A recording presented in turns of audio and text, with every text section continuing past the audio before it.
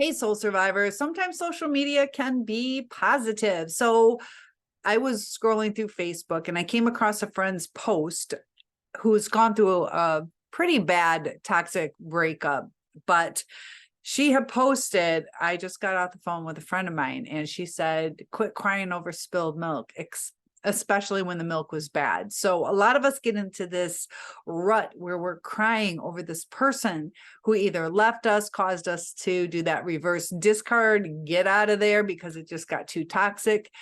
And some of us ruminate.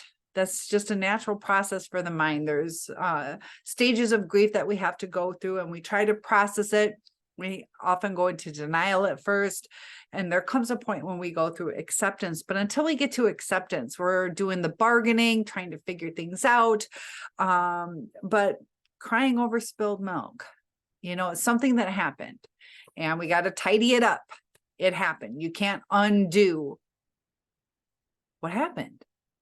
But, we have to look at the worth. So as that analogy, if money's tight, you spill milk, it's pretty devastating. Money's tight. Now you don't have milk in your house.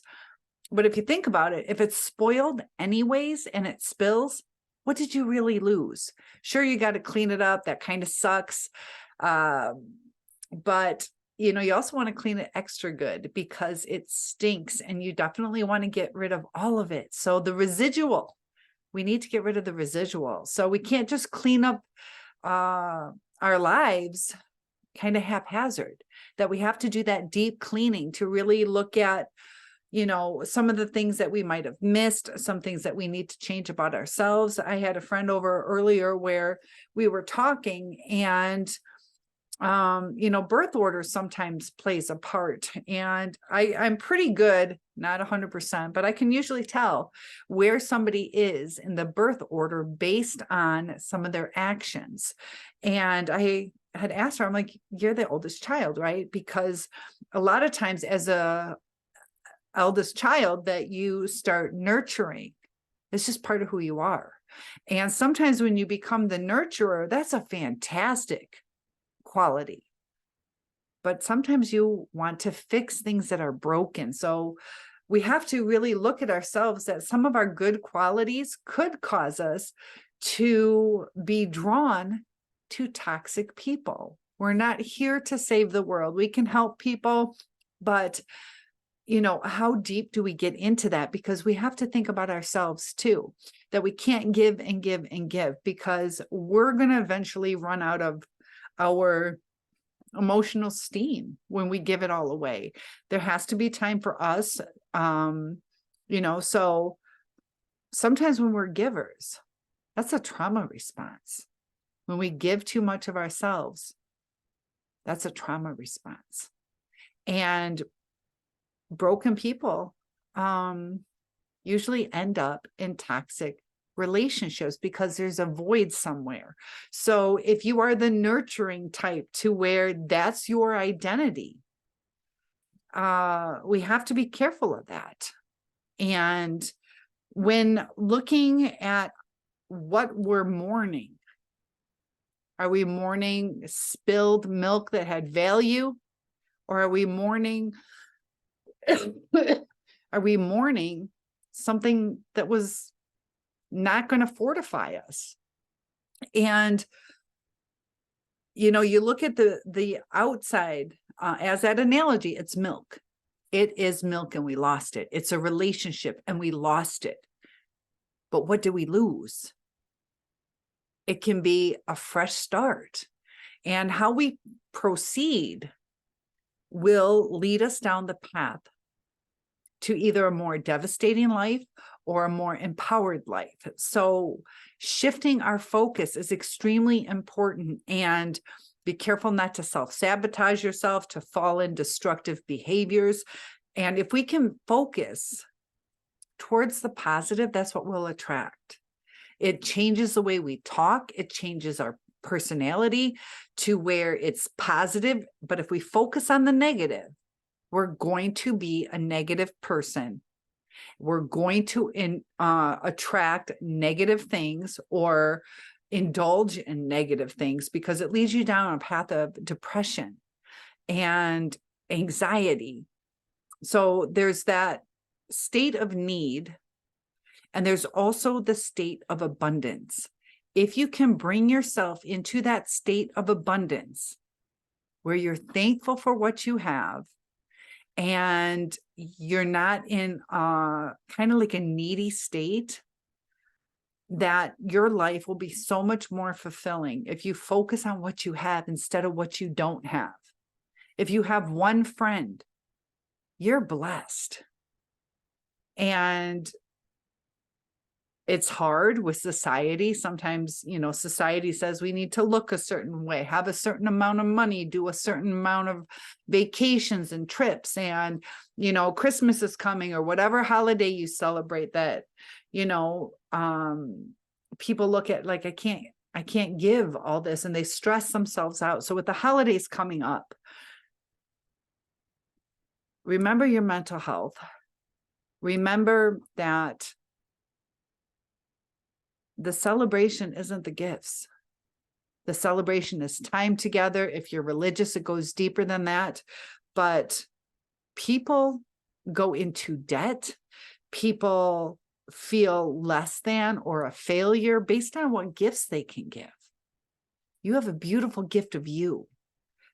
Do arts and crafts together, even if it's just coloring or different activities that you can do, that it's not always about material things. So there are times that we have to get creative to bring about our happiness.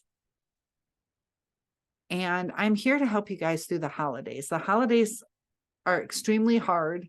They have a lot more hospital admissions during the holidays, whether it's narcissistic people dropping off their elderly parents so they don't have to take care of them, or people who get lonely or depressed. Sometimes they just want somebody to be around.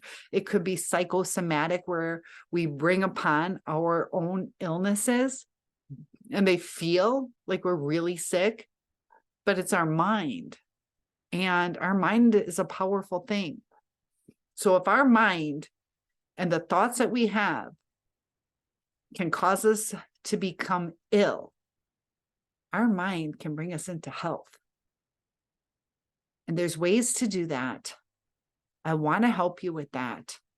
And I was thinking earlier, comment below, say, help me. And I would love to help you. The reason I said that is I'd like you guys to comment that. And I was going to do a video where I asked you guys to do several different things, but with some of it sounding religious, I try to keep this kind of general, although sometimes I do a splash of religion in there. But I wanted like affirmations or reaching out, all these different things, these different little tasks, like save me. I'm not a savior. So I couldn't think of the right words to do it. But the reason I wanted to do it is because sometimes we are told the steps to do. And at the end of that video, I wanted to kind of tally up how many of you guys commented, because people a lot of times hear the advice. And, I've brought up different solutions of journaling, writing down your feelings, crumpling up that paper, throwing it away, different little things that you can do to release negative energy, negative thoughts. But how many of us actually go through with it? And if you go to counseling, or whether you do a one-on-one with me or research all you can, the steps have to be put into place. And there is a time when you're in a triggered state that's really hard to comprehend things. And it has nothing to do with your intelligence. It has to do of the triggered state that you are in. So sometimes we get the best advice possible. Either we try to defend it, divert it, not absorb it, or twist it, or justify it. I see so many times it's like, this will work. Just trust me, this will work. And it's people not absorbing the knowledge that either I give them or information that they've gotten, that personal responsibility. Are we going to commit to this? Are we going to get healed? Are we going to understand ourselves? Are we going to understand the people around us? And, you know, some of you were with narcissists. Some of you were with people who you think are narcissists, but there's somebody else. And different mental illnesses, different people, healthy or unhealthy, process things differently. And we have to focus on who we are. There are certain techniques that work for certain people and certain techniques that are toxic to other people. So by understanding who we are, what our needs are, we have a greater chance of healing. But I know 1000% how to not self-sabotage. But it's a struggle sometimes, and you're going to get into those re-triggered states sometimes, and your brain chemistry is going to get off. So we have to keep our love cup filled. How can we do that? By loving ourselves. And that goes really deep, because a lot of us seek that outside validation, even if we're not a narcissist.